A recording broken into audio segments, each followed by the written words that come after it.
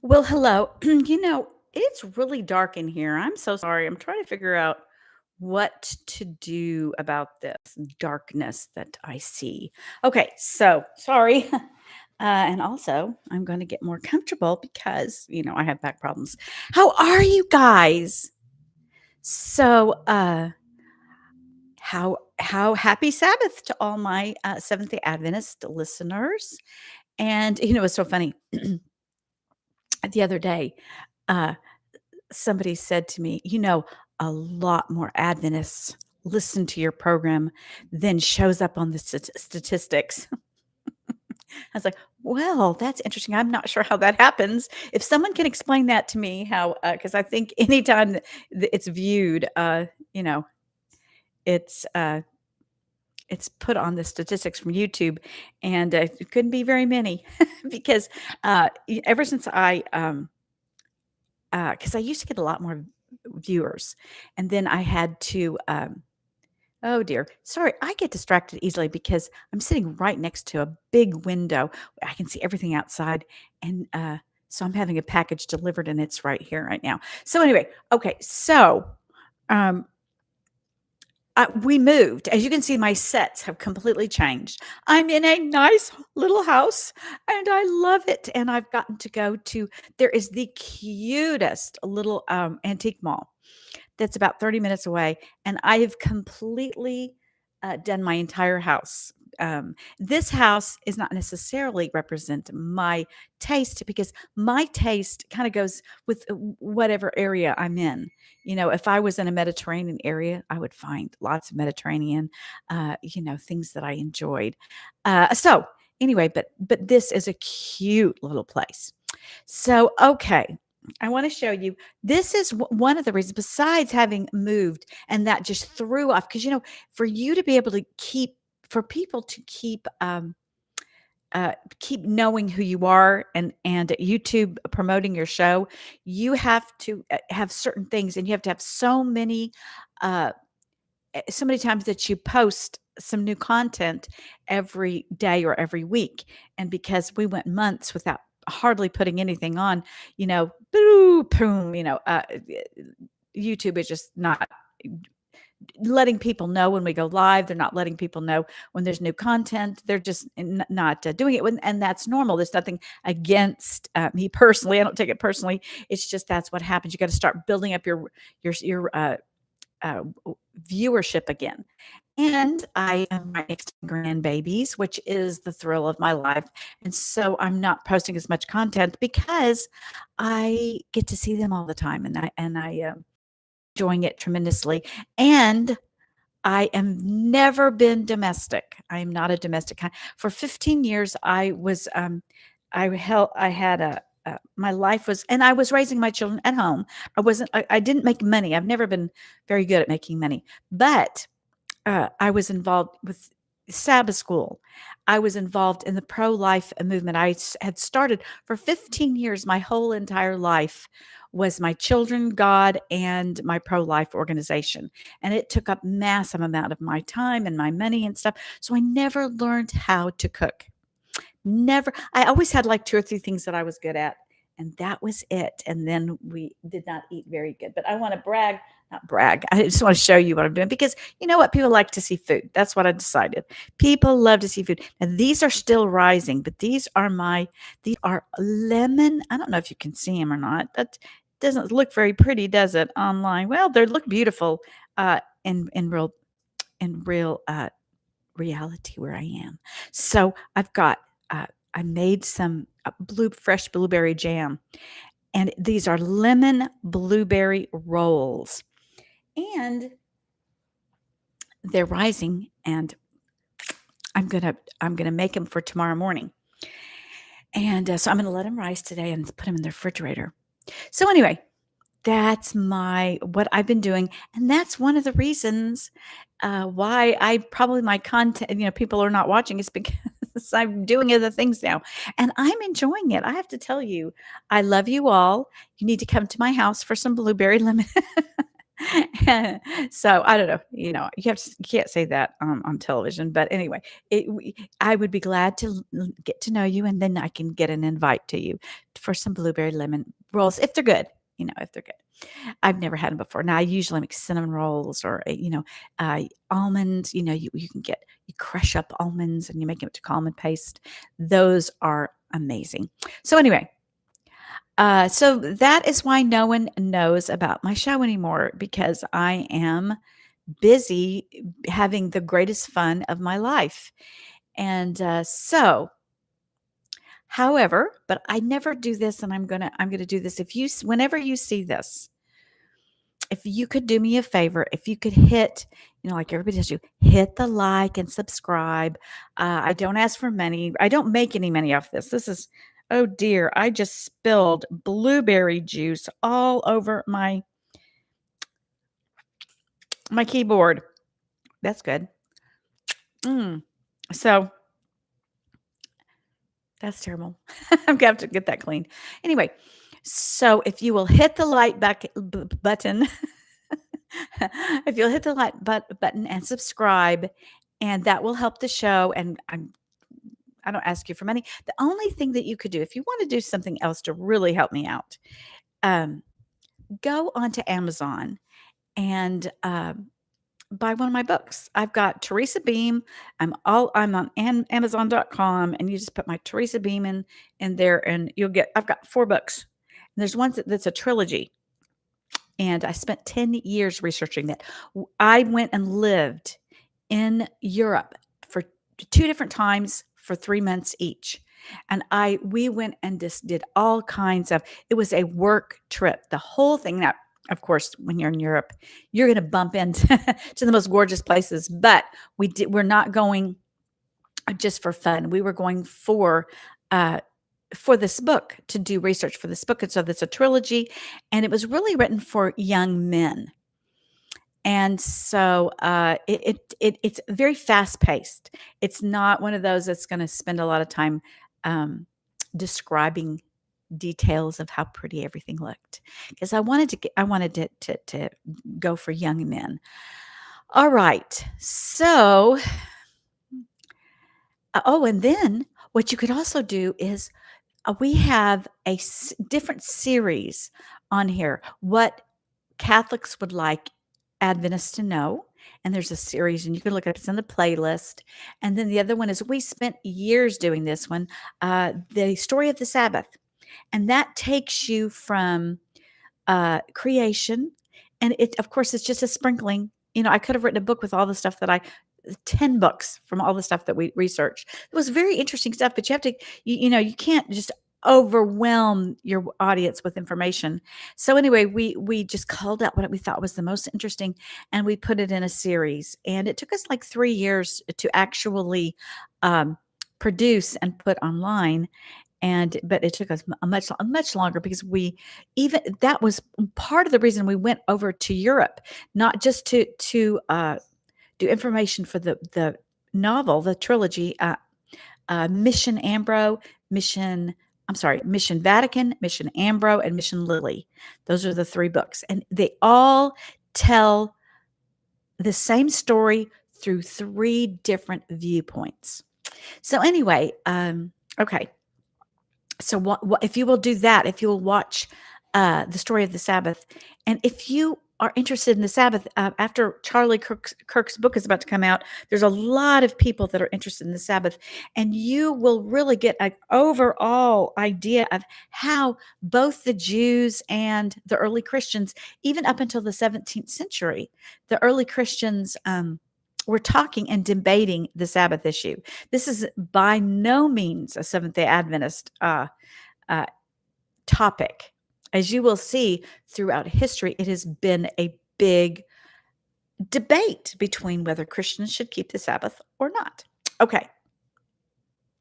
Now, I just we just want to remind you to pray for the people in Nashville or around Nashville, because that explosion that happened yesterday, I think they said there's still 18 people missing.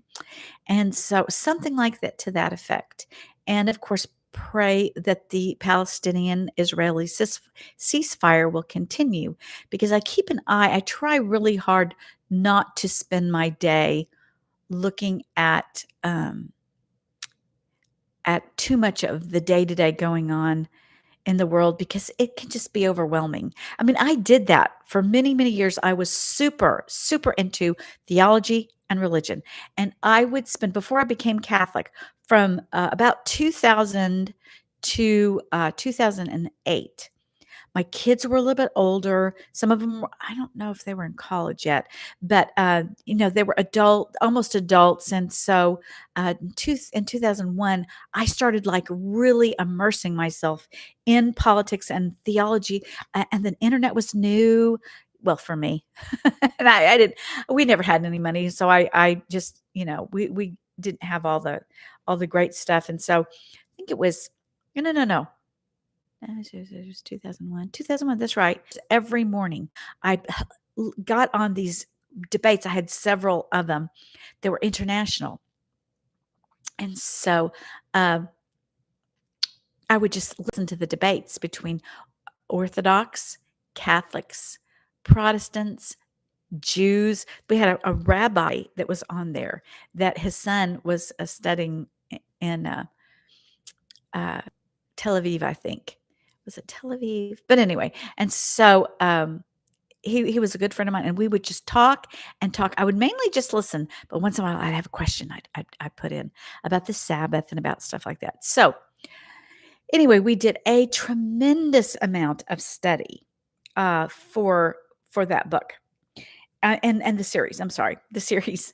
It's called "The Story of the Sabbath," and it was just so fascinating. One of these things on my bucket list is to write an actual book about everything we discovered. But I don't know how many people would be of interest. In other words, when it takes you years, I'm not one of those people that can sit down and in 1 year write a book. It takes me years. I love to research, but I don't believe something just because I've researched both sides. I want to know, is there a third side? Is there a fourth side? What part of this is, because when you look at information, when you look at information, you can see one historian's view of it, and then you can get the opposite view, but that doesn't necessarily tell you the whole picture. And you okay, just like the Jewish situation with Hamas and Palestinians and America right now, there's this huge thing going on. People that are in the streets, and they're all. Which why in America are we making that part of what we need to decide on? I can't decide on. I don't know enough about it, because the truth is, I'm sure that there's Christians living in Palestine that are being a part of this horror. They're totally innocent parties. And then you have the is Christians in Israel that are not being treated nice. And then you have the exact opposite. You have uh, a lot of people, and the Hamas are supposedly doing horrible things. And of course, October 7, was it Hamas that did it, or did Israel really come in and do it just so they have an excuse to go into Palestine? And so you hear all these conspiracy theories, and there's just simply no way of knowing. For me to have an opinion of that, I would have to go and study in Israel and in Palestine. I'd have to go live. That's just me. I'd have to go live in Palestine and listen to what everybody says and study the history of it. And because there is so much, 4,000 years of context in that area.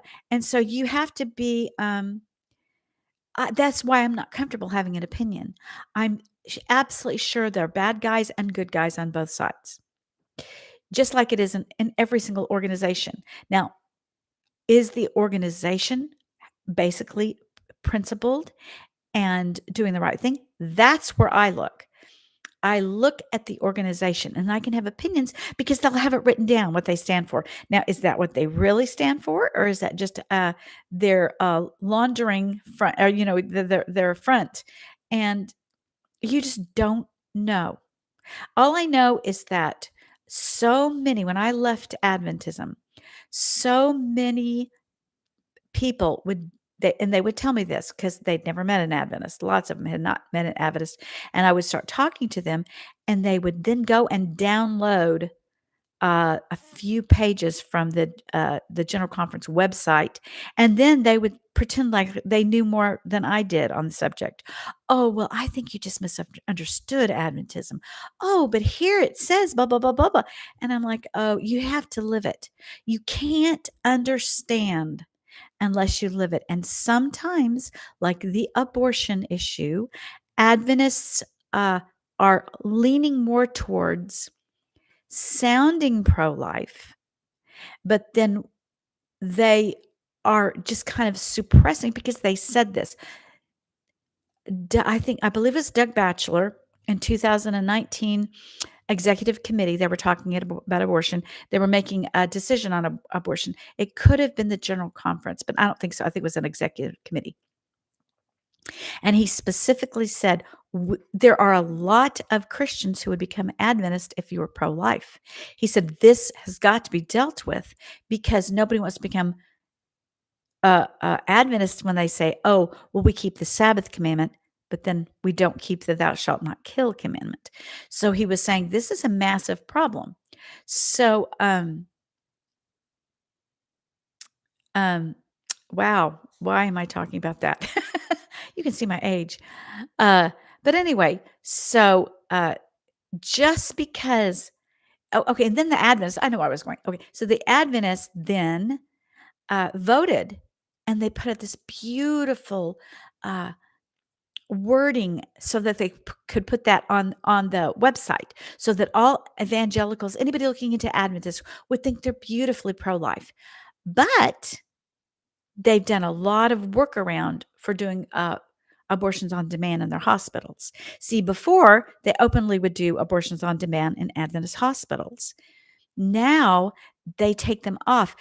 We still have a lot of Adventist doctors doing abortions or owning abortion clinics or being on the board of directors, but they don't do it in an Adventist facility.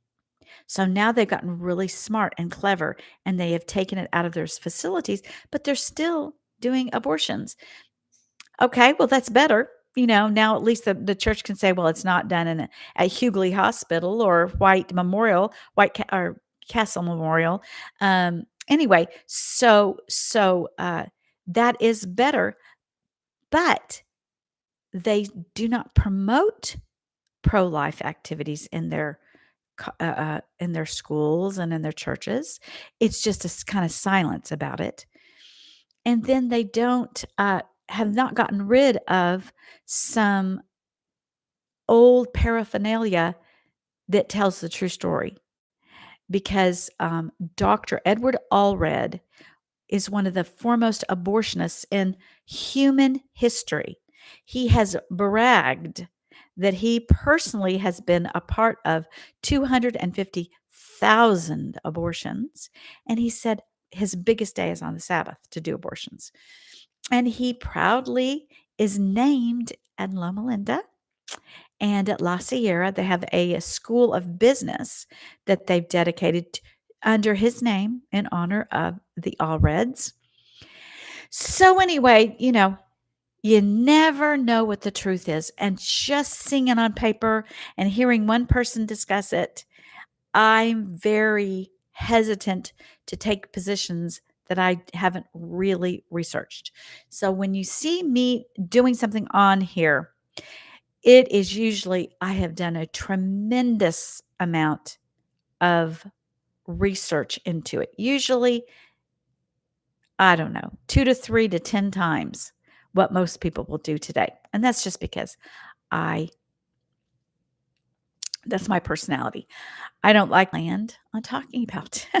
So, we'll just now get started. And what will happen is I'll see something in my church that starts and against bashing millennials. We went through many years, like a whole decade, where we bashed millennials and those and younger than them, all the different generations.